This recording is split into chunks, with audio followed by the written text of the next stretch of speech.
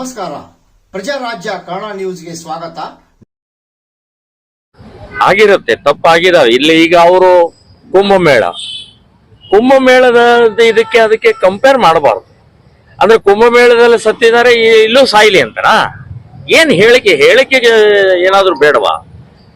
ಇದು ಇವರಿಬ್ಬರದ್ದು ಹೇಗಾಗಿದೆ ಅಂತಂದ್ರೆ, ಭ್ರಷ್ಟಾಚಾರ ನೀವು ಮಾಡಿಲ್ವಾ, ಕಳ್ಳತನ ನೀವು ಮಾಡಿಲ್ವಾ, ಗುಂಡಿಗಳು ಬಿದ್ದಿದ್ದಾವ್, ಬೇಕಾದಷ್ಟು ಗುಂಡಿಗಳು ಬಿದ್ದಿದ್ದಾವ್, ಬೆಂಗಳೂರು ನಗರದಲ್ಲಿ ಓಡಾಡಕ್ ಆಗ್ತಾ ಇಲ್ಲ, ನೀವಿದ್ದಾಗೂ ಇತ್ತು.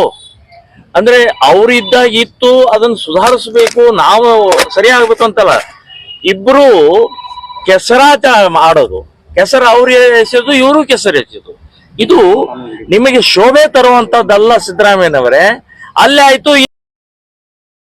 ಬೆಂಗಳೂರಿನ ಕ್ರಿಕೆಟಿನ ವಿಜಯೋತ್ಸವದಲ್ಲಿ ನಡೆದಂತ ಘಟನೆ ಅತ್ಯಂತ ಖಂಡನೀಯವಾದ್ದು, ದುರದೃಷ್ಟಕರವಾದ್ದು.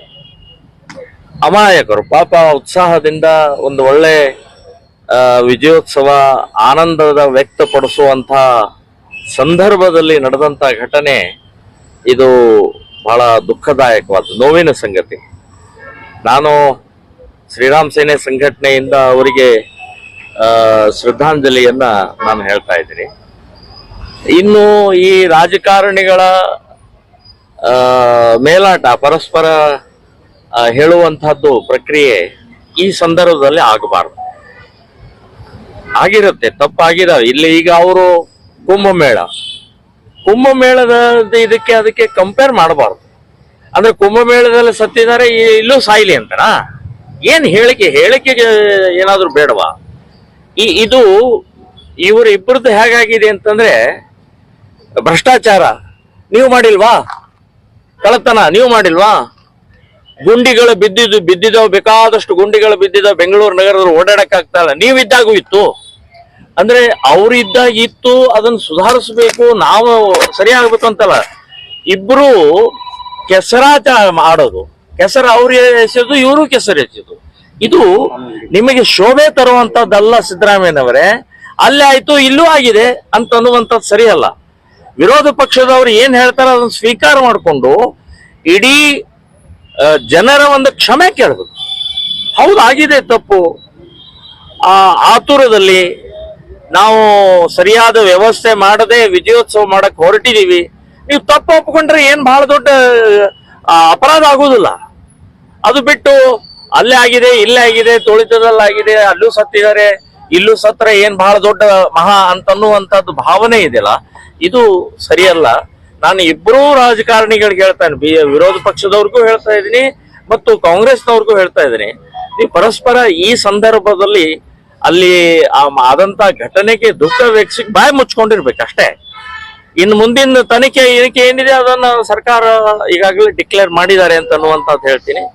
ಮತ್ತು ಕ್ರಿಕೆಟ್ ಆಟಗಾರರು ರಿಯಾಕ್ಷನ್ ಅವರು ಬಹಳ ಅಂದ್ರೆ ಇದಾದ ನಂತರ ಕೊಟ್ಟಿದ್ದಾರೆ. ಅಲ್ಲಿ ಆ ಕಡೆ ವಿಜಯೋತ್ಸವ ನಡೀತಾ ಇರುವಂತ ಸಂದರ್ಭದಲ್ಲೇ ಘಟನೆ ಆಗಿದೆ. ಸೊ ಆವಾಗ ಇಮಿಡಿಯೇಟ್ ಅದನ್ನ ನಿಲ್ಲಿಸಿ ಅದಕ್ಕೆ ರಿಯಾಕ್ಟ್ ಮಾಡುವಂತ ಪ್ರಕ್ರಿಯೆ ಬಹಳ ಲೇಟ್ ಆಗಿದೆ ಅಂತ ಅನ್ನುವಂಥದ್ದು ಹೇಳ್ತೀನಿ. ಕೋಟಿಗಟ್ಲೆ ಹಣ ಗಳಿಸ್ತೀರಿ, ಕೋಟಿಗಟ್ಲೆ.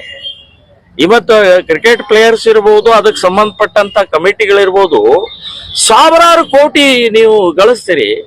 ಈಗ ಇಂಥ ನಿಮಗೋಸ್ಕರನೇ ಸಾವಾಗಿದೆ. ನಿಮ್ಮ ವಿಜಯೋತ್ಸವ ಸಮಯದಲ್ಲೇ ಸಾವಾದಂತ ಸಮಯದಲ್ಲಿ ನಾನು ಹೇಳೋದು, ಅವ್ರಿಗೆ ಮನೆಗೆ ಪೂರ್ತಿ ಯುವಕರಿದ್ದಾರೆ, ಎಲ್ಲರೂ ಯುವಕರಿದ್ದಾರೆ. 1 ಕೋಟಿ ರೂಪಾಯಿ ಕ್ರಿಕೆಟ್ ಕಮಿಟಿಯವರೇ ಕೊಡ್ಬೇಕು.